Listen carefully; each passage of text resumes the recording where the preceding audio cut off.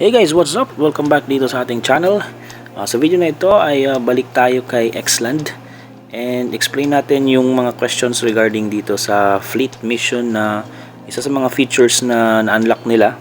Kasi marami ang nagtatanong at marami pa rin yung confused dun sa talagang gameplay. So yan, ginawa natin ng video, panoorin nyo.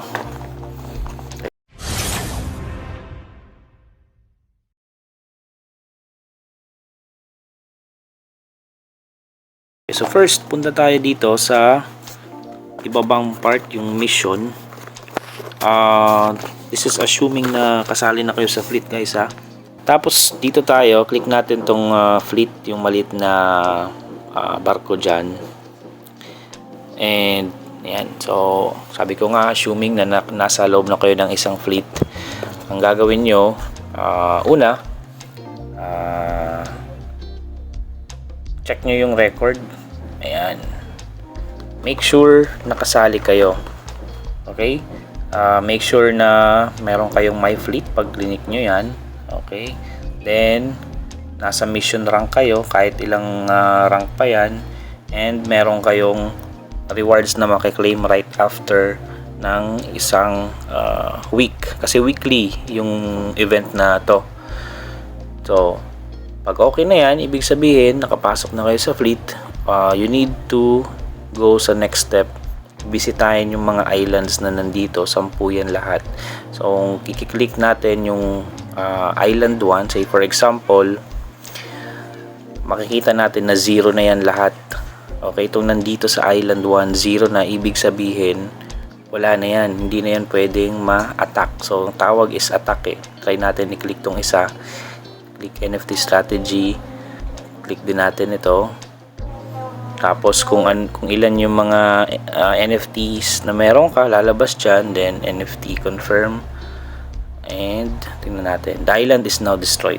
So yan, ibig sabihin wala na, hindi na tayo makakapag-attack dyan. So by the way, yung attack dito guys is click-click lang. Kaya napaka-simple.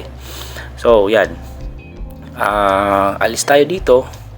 Punta tayo sa ibang islands na meron pa na available. So check natin sa island 3. Ubus na rin.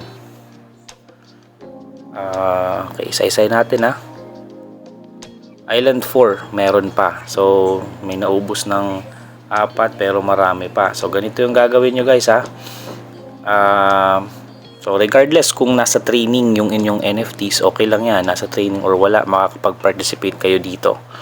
So click nyo itong isa. Meron pang HP. Now, yung attack damage natin dito is depending on the HP, total HP of your NFTs. So, click natin tong NFT strategy. And then, isa pa ulit. By the way, it costs 1 XC token para mag-participate sa each attack. So, make sure na meron kayong enough.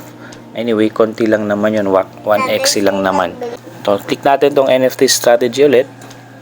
Then, isa pa, confirm natin and tingnan nyo, ayun, nag-check na. Kung babalikan natin dito sa island 4, click natin yan at itong panglimang ito, galing sa baba, attacks made, meron ng 1 times, kanina 0 yan. Okay, then pwede natin i-click yung record. Okay, so papapansin natin dito yung mga taong iba't ibang accounts na gumawa ng attacks. So depending on the HP, yung damage done. Hanapin ko yung akin. Nakalimutan ko yung ako to 7HK 1 attack. So 1 attack pa lamang tayo dyan. So pwede tayong mag another 1. And then right now, i-confirm natin kung ilan ba talaga yung possible na attacks na magagawa everyday. Okay, so I may be pausing this video and then babalikan ko kayo. Bibilangin natin kung ilan yung posible na pwede depending on the NFTs na meron tayo. Okay, so isa pang attack.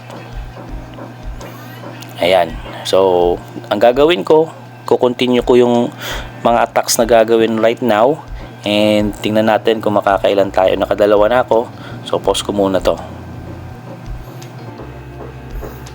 Okay, so tatapos yung ating attacks dito sa Island 4. Tapos itong panglimang islet galing sa baba. Ito, kung mapapansin natin dito guys, meron tayong 11 times na attacks na ginawa. And pag click ulit natin ito, mga buttons na to, ito yung lalabas. The days number has been export. Ibig sabihin, parang limit. Okay? So meron na tayong 11 na nagawa. Hindi na siya magpo-push through. So, X natin yan.